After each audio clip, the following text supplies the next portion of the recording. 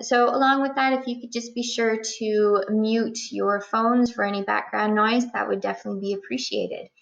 So today we're going to be speaking on building organizational culture through governance and strategic planning.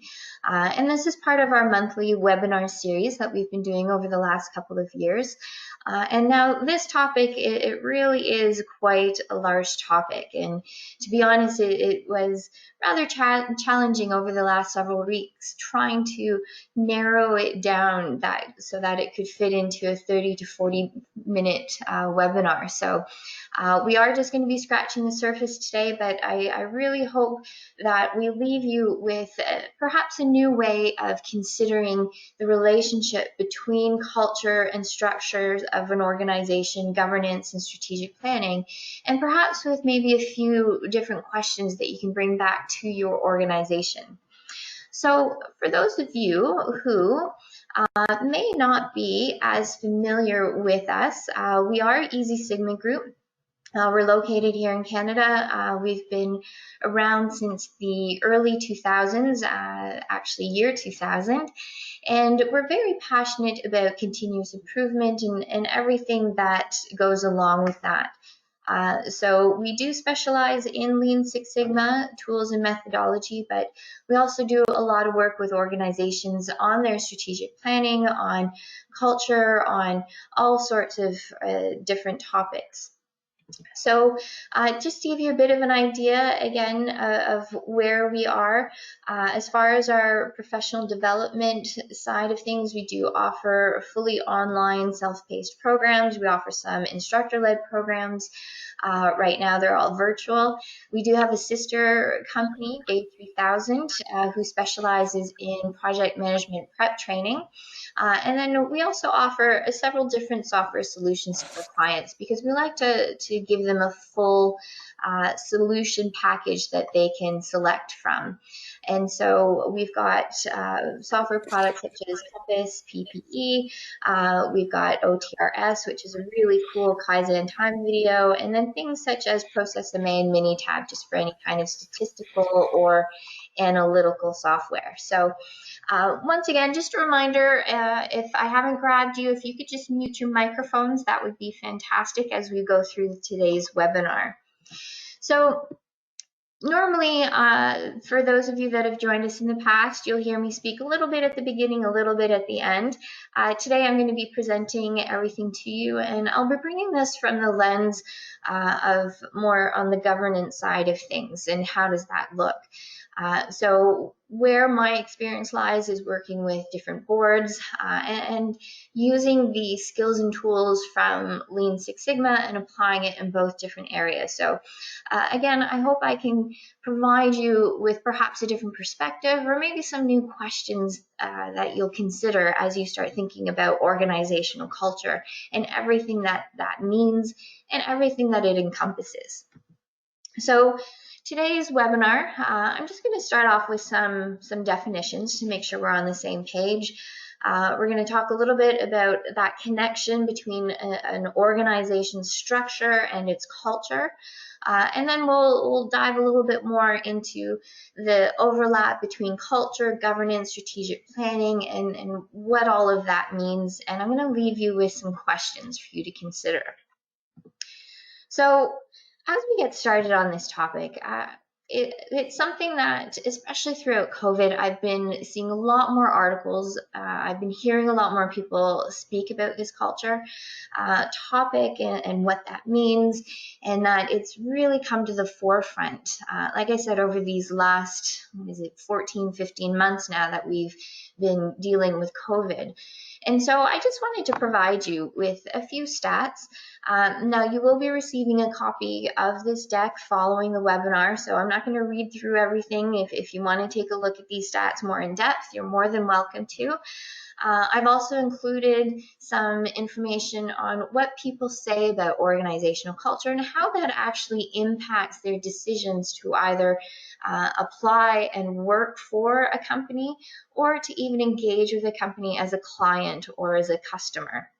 And I find these are really quite interesting as well. And lastly, I've included here some strategic planning statistics. And strategic planning, I think we can all agree that it definitely has value. It's definitely important. But where a lot of organizations end up losing out is on that implementation piece. They spend a lot of time and resources in putting together this fantastic plan that can really help the organization. But if that last piece about actually getting it working and connecting it to an operational plan and having that oversight of the plan, it unfortunately ends up being just, to be blunt, a waste of time and resources to even put it together if it's not going to be properly implemented. So this is where some of these stats are coming from, because we found that a lot of organizations don't do it, or oftentimes the people that know about it, if they are starting to implement it, really are just that top executive level, those senior leaders, and that oftentimes the frontline people have really no idea what their plan is or where to even find it. So again, I'm leaving you with all of these stats. You can look into them a little bit deeper. I'll also be providing you with a list of resources at the end of this webinar, so you can do some of your own research and some of your own reading into this topic. So as I mentioned, I want to just start with some definitions so that you know exactly where I'm coming from as we're going to be speaking over these next 30 minutes or so. So when I'm talking about organizational culture, what I'm actually talking about is that group of values, traits, expectations, attributes, really that guide the way people behave within an organization. And what we found is that quite often these traits, these attributes, really turn out to be the defining factor or a very strong factor as to whether an organization fails or succeeds in the long run. And we found that oftentimes organizations that have that negative culture tend to not do quite as well as they could. So when I'm speaking about governance, I'm talking about those policies, those procedures, the structures, kind of those guardrails that are put in place to help guide the way decisions are made or some behaviors. When I'm speaking about a strategic plan, I'm talking about that large 3 to 5 year or even longer strategic plan that an organization has, and one that is tied to the mission, vision, values, and purpose of the organization. And again, a strategic plan can also act as guardrails, especially when it comes to resource allocation and financial decisions. So when I'm speaking about organizational structure, for the purposes of this webinar, I'm going to focus on the 4 most typical types of organizational structure. So the first one is functional, and this is very traditional, very hierarchical. This is where you'll have the CEO, the C-suite, VPs, and it trickles down from there. So there's different departments, and I think this is a very common, probably if not the most common structure out there for organizations. Divisional structure, and this is where it's separated, for instance, by products or by services. And so, for instance, within product 1, it's got its own sales and marketing team, its own accounting team, its own sales team. Within product 2, there's a separate sales team, marketing, accounting. So it's almost like these silos isn't the right word, but these little pockets of almost mini companies within a larger organization. Now, within the matrix, this is where we start getting a combination of a few different types of structure, and so you'll see more variation here. And in the flat type of structure, this is where there's minimal to no management whatsoever. And so this is quite often in startups, in very innovative companies is where you'll find this, and in younger companies. So how does structure actually tie into culture? Well, I think where I've seen it tie in the most is especially when you start thinking about what an organization does and what their structure implies about those attributes. So for instance, if we look at or if we consider a functional structure, where it's, again, that very hierarchical layout where we've got managers and senior managers and VPs and everything, the implied attribute that goes along with that is that people within this organization would be very, for instance, process focused. They would be perhaps more responsible. They would maybe be more ambitious because they would want to climb up that corporate ladder. Thinking on more a divisional side where you've got individual products and multiple roles within each product line, then there may be the need for those people to be a little bit more agile, maybe a little bit more innovative, because they're really focused on this one specific product or group of products that they need to continually improve, perhaps a little bit more focused. A matrix, you're going to get a bit of a combination of a few different areas. And in that flat structure, this is where the implied attributes are most likely going to be more entrepreneurial, perhaps a little bit more confident. These people working within these organizations may be required to be more creative or take much more initiative. And so where I find that this tends to really play a role is when you start considering about the type of people that you're recruiting to your organization and who you're going to do business with. We all have heard the stats about how the majority of people, before they engage with an organization, will spend a lot of time doing research. And it's not until they get pretty far along in the process that they decide to actually connect and reach out to the organization. So think about, what does your structure actually tell people about you? And if I'm, for instance, working in a flat organization and I'm used to being able to come up with ideas, be really creative, and not have to report everything I'm doing to someone. If I've got the ability to take some kind of initiative and maybe create something brand new, and then I'm looking to partner with an organization, there may be a lot of tension, a lot of frustration if I choose an organization that's got more of a functional structure, because then I may be required to wait for approvals for it to go through more of a process than just coming up with things and perhaps being able to move more quickly. Or, for instance, think about it the other way around. If I'm providing a service or a product and I'm coming from a very functional organization, again, that goes through a very specific process for very good reasons, and then I begin engaging or serving a client that's got a very flat structure, again, there could be some frustration there because I might want to know exactly who do I need to give this information to? What is the next step in the process? And so there could be some inherent tension that happens simply because people may not focus on this aspect of culture as much as the whole internal idea of what an organization's culture is. And so I definitely challenge you to spend some time considering what the structure of your organization really tells the world and tells potential clients and tells even your employees. What are those inherent qualities and attributes that generally go hand in hand with this type of structure? And how is that actually influencing our business? Is it actually influencing our business? And I think you may be a little surprised at some of the conclusions you might be able to draw, or some of the data you may be able to receive simply by looking at your organization through this lens. So I want to go in a little bit more into culture now, because that was looking at the structure and the relationship with culture from a much more of an outside perspective. And what I found, especially when I'm speaking with people, with organizations, and even just doing readings and different articles I'm finding, it's the conversation about organizational culture is the majority of the time from the inside and what that looks like for the organization.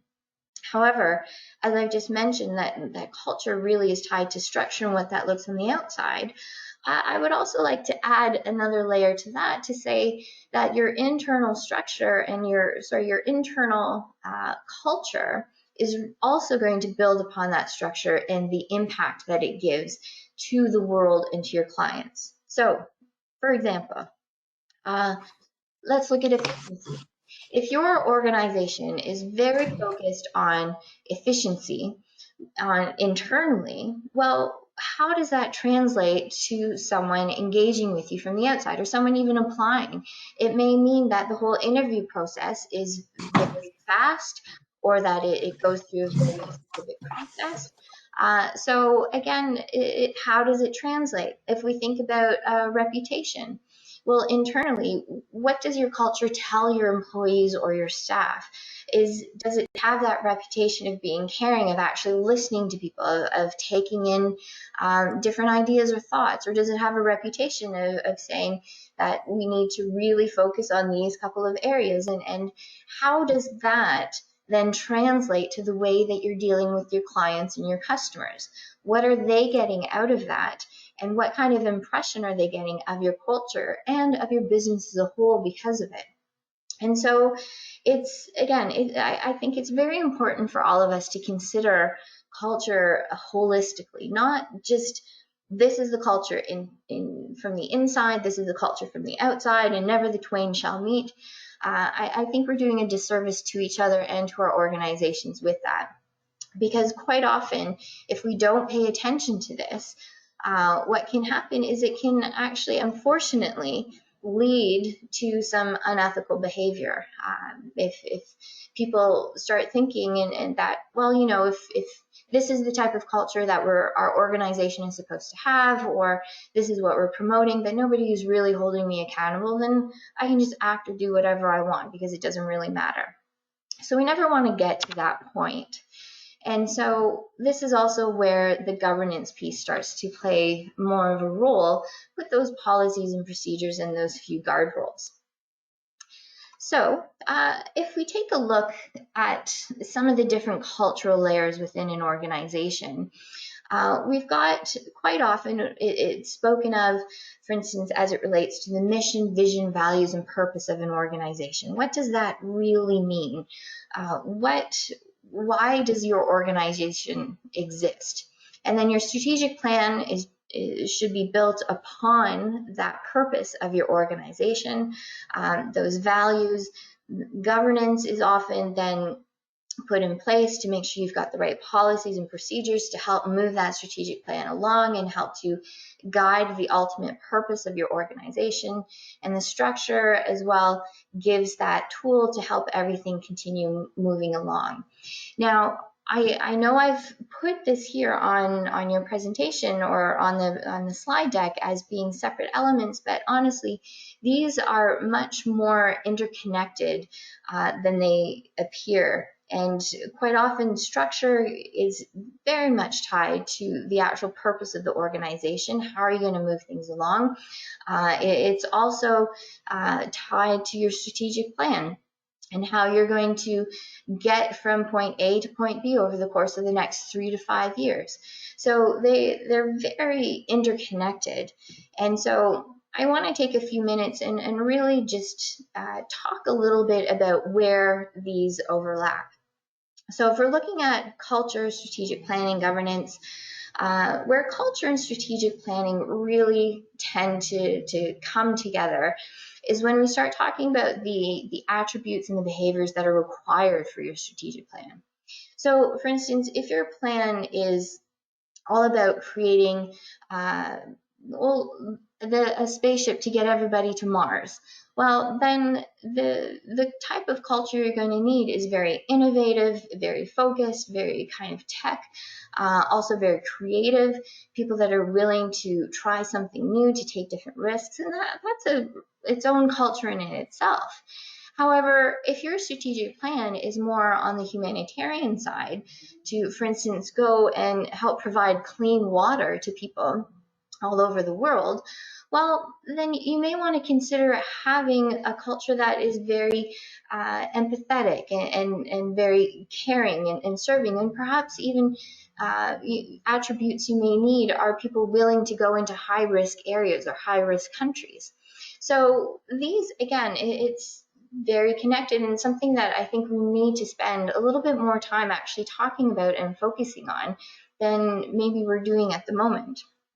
Now, where we start to see culture and governance really intersect, again, is those policies and procedures. So if I'm working in a flat organization and I'm able to go and take initiative and try these new products, well, where are those guardrails to say when I can, for instance, go to accounting and just get a blank check and launch a new product? Does there have to be some kind of requirement there? Is there a limit to how much money I could get? Is there a point when I have to actually get approval from somebody, and who would offer that approval? Or in a different type of strategic plan or a different type of organizational structure, you're going to have different policies that are more applicable to that ultimate purpose of your organization. When we look at the intersection between governance and strategic planning, this is where really the board or leadership team, however your organization is, this is really where things need to be defined. So your culture really should be defined to make sure that it's aligned with your strategic plan, which is aligned with your mission, vision, values, and purpose. And do you have everything in place that you need to? And how are you going to measure that? I mean, we talk about KPIs for all sorts of things, but how many organizations are implementing KPIs for culture? And there's a lot of different ways that we can start measuring culture. And talking about it, we can do surveys, internal surveys, external surveys, all these different areas that can start to give us more insight into what is really happening within our organization.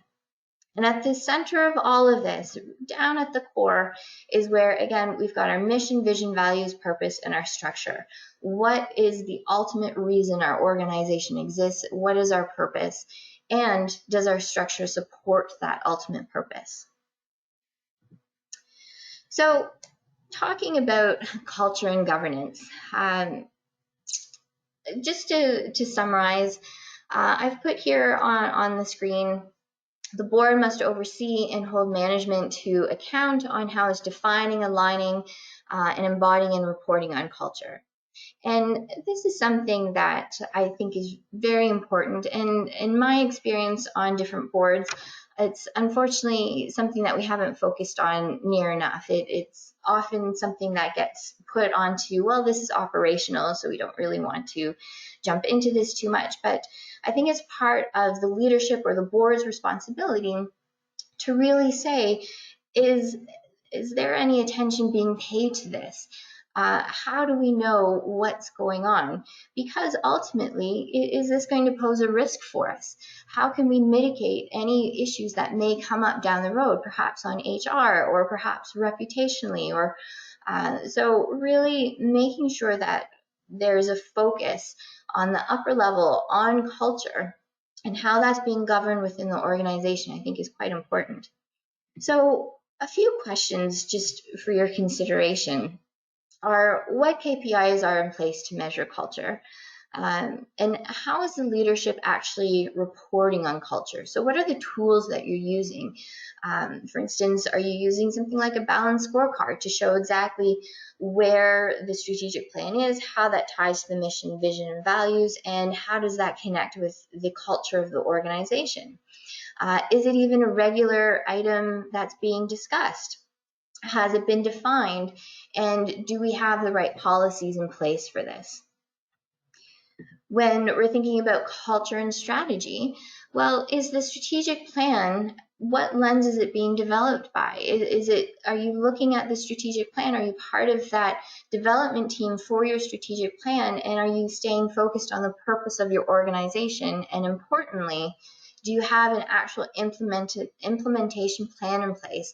And is that plan, does it work with the culture that you have? So are people going to be responsive to the way you're going to implement this plan? Do you need to perhaps take a step back and think, well, this is the style, the way that we run our organization. So implementing very strictly maybe won't work, or maybe you need to be a little bit more strict with how it's implemented. And these are all questions that I think are really important and really important things for us to consider. So a few more questions I want to leave you with are, what are some attributes that are required for your strategic plan to succeed? and which are aligned with your mission, vision, values. What behaviors are required and rewarded. And I think that rewarded piece is really important. Again, because if your entire organization is built upon saying that we are innovative, and yet there's never any recognition for people who are innovative, well, it doesn't really align, and there's going to be a gap there, and that may pose some problems to maintain that innovative culture. Or learning, if you say that you're a learning organization, yet people aren't given a budget to actually learn anything, or they aren't recognized or rewarded for increasing their skill set, well, again, that doesn't really align with the type of culture that you're wanting to build. And so there's that disconnect. So we want to make sure that all of this really is aligned together. And is your culture reflected in the strategic plan? Again, a really important piece. And lastly, do the staff actually know what the plan is? And this isn't speaking, can they go through the entire thing word for word, but even if they've got the key points, do your staff know what those key points are? And do they understand how their job relates to those key points? And for instance, if someone understands even the most seemingly menial tasks, if there's a purpose behind it to say that, for instance, if you load the toilet paper like this, then this actually helps move us to doing this, then it gives that sense of purpose. And that's another important aspect about culture and about retaining people and building that organization, is giving people that reason for being there, and then they won't want to leave as quickly as they may leave if there was no purpose, if they were only there for a paycheck. And then when we think about culture and structure, consideration needs to be given to the actual and inferred attributes of your organization's culture, because it will impact who will want to work with you and who will want to do business with you. And this is really where we kind of started the conversation today. And again, it's something that I don't hear spoken of very often, especially the inferred attributes that go alongside with the different types of structure. And I think it's something worth, even if we start to be more aware of it, when we're making partnerships with other organizations, or when we're recruiting people, or trying to sell our products or services, it's definitely something that can have an impact, and even if it's an unconscious impact with the people that you're engaging with. So a couple of questions I'd like to leave you with here are, is our structure representative of our values? What does our structure tell our clients and employees? And what are the inferred attributes of our structure? And how does it compare to the actual attributes? So if, for instance, if I'm in, let's take the flat organization again, the inferred attributes may be that there's more ability to make decisions, to be more innovative, to take more initiative. Yet in reality, when I start working at your organization, if I have to report everything to someone, there's a bit of a disconnect. I'm going to be frustrated, and most likely I'm going to start looking for a job elsewhere pretty quickly. So that's what I mean by this last question, is making sure that there is that connection, and that it's in sync across the board. So where do you begin all of this? And again, it's a really big topic, and we're not all of us in a position to actually make a change on a grand level. In an ideal situation, it would be great to take a look at this, go straight back to the values, mission, vision, purpose of the organization. Go take a look at the strategic plan and make sure that's aligned, and look at it through this lens. Take a look at the operational plan. Make sure all of it is connected, and that it's tied into what your structure is, and to what that culture and implication is, and what the reality is, and how does that feed in the processes and procedures, and drill down into the employees and clients and customers. I mean, this is the best case scenario. And again, if we're not in a position to do this on our own, somewhere that we can start is even just in our roles. So how does my role fit into what the stated mission and vision is of the organization I'm working with? Perhaps do a little research on your website or different articles or older strategic plans that may be available, or annual reports if you've got them. Speak with your leadership team, get a little bit more information from them, and start to discover how it's all connected, and start just where you are, and build that bit of culture awareness, and it may start to grow from there. But just again, being aware of how it all connects really is the first step. And I would definitely encourage you to take some time, read up on this topic a little bit more. As I said, this is a huge topic, and so I've only really been able to scratch the surface with it. And it's something that I read about on a regular basis, and I imagine the rest of my career it's something that's going to be constantly evolving and changing, because our culture, just in general in the world, it's not static. It's always changing. If we look throughout history, there's been all sorts of cultures, and just here in North America, how things have shifted over the last couple hundred years, how people perceive themselves in the world they live in. All of that is going to have an impact on the way organizations run and the way that they set themselves up. So I want to leave you just with one last question here, and it's, what is going to be the driving factor for your culture? So is it innovation? Is it learning, empowerment, humanitarian, continuous improvement? So what is going to be that underlying push to help your organization go, your department, your team, whatever it is? And again, this can be seen on a very micro or a macro level. So again, I really hope that this is tweaked maybe a bit of interest in further looking into this topic. So these are some of the resources I'm going to be sending out to everybody.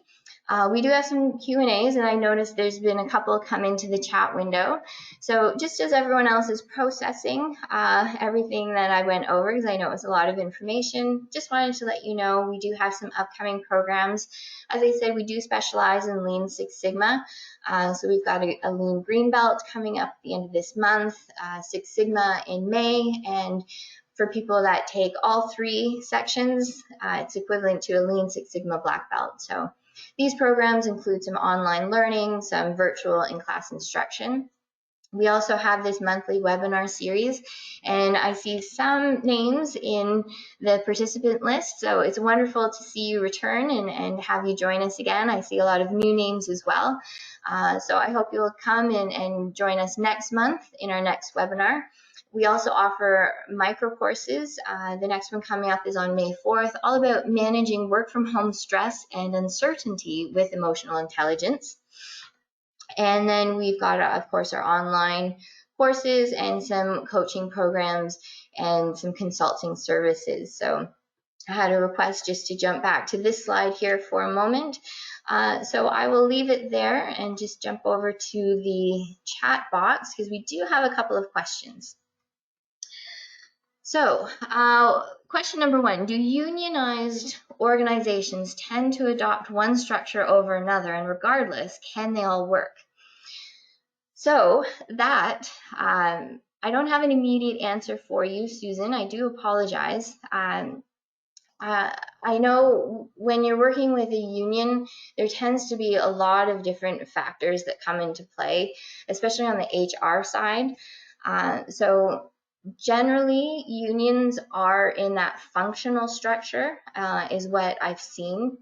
It doesn't mean to say they can't happen in other ones, but simply because of the way unions themselves are structured, they tend to lean more towards a functional structure within the organization where they're established. We have a second question. I'm new to the organization and tertiary hospital. What is the best way to identify the culture? Well, with that, I would say start by taking a look, just doing a little research on your own website, on your hospital's website. They should have a section that talks a little bit about their mission, their vision, so you can start to get a picture there about where that is. Oftentimes hospitals will also have their values posted, and start just speaking with some of the people on your team and getting a bit of an idea of different people's perspectives, because quite often we can write something on a website that looks fantastic. It's got a whole bunch of great words and very aspirational, but that doesn't necessarily mean it's what the people actually feel and how they're working. So I would say to start, take a look at the website, start just talking and asking, finding out from people that have worked there for a longer period of time or short period of time. What's it been like working here? How is it to get things done? Do people encourage us to go and continue our education? Or have you ever been encouraged, for instance, to try something new or to look at a process in a different way? And that'll start to pick up and give you different clues as to what's going on within the organization. Unless you're in a position where you can do a much larger scale survey, that would be great. But if you're not, I would start just very small within your first circle and perhaps start to expand a little bit to get an idea. Plus, your own experience, the longer you work there, is going to help to give you a little bit more information. And another question, are there free, efficient tools to use with staff to identify how they experience the culture? I'd say probably the easiest tool is just putting together a culture survey. It's something that's quick and easy. You can also use even things, for instance, like a skills matrix, to start to see where do the skills or attributes, what is that? How do people rate themselves? So even some simple tools like that can really start to help and really start to give an idea and get the conversation started. Because I think that's the first step, is just get people to start thinking about this and start talking about it. And then you can start to build from there and start to expand. And yes, this webinar is being recorded. It will be posted to our YouTube channel, the EZSigma YouTube channel. I'll send out a link to everyone that signed up for it. And I'll also be sending out a copy of this presentation deck along with a link to all of these resources that I have posted here. So it is 12:53, and I believe I have gone over a little bit of our time together. So I thank you so much, everyone, for joining us today. You are more than welcome to reach out anytime you like. If you have any questions, you're welcome to reach out directly or through our website. And otherwise, I do hope that we see you next month at our next webinar. So have a wonderful afternoon, everybody.